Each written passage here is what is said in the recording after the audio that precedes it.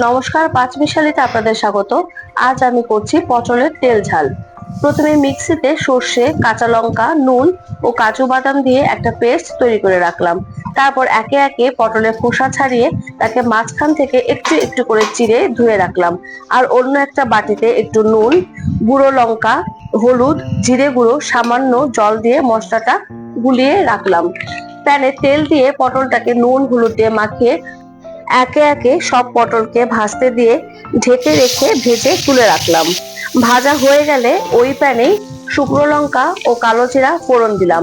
গোলানো মশলা ছেড়ে দিয়ে ভালো করে একটু কষিয়ে নিয়ে সর্ষে ও কাজু বাদামের পেস্টটা দিয়ে ছেড়ে দিয়ে খুব ভালো করে কষিয়ে নিতে হবে।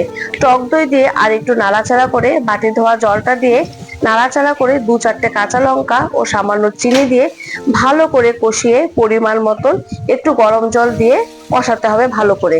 জল ফুটলে একে একে ভাজা পটলগুলো ছেড়ে দিয়ে একটু ঢেকে রাখতে হবে। তাহলেই তৈরি হয়ে যাবে আমাদের পটলের তেল ঝাল। গরম গরম ভাতে অপূর্ব লাগবে।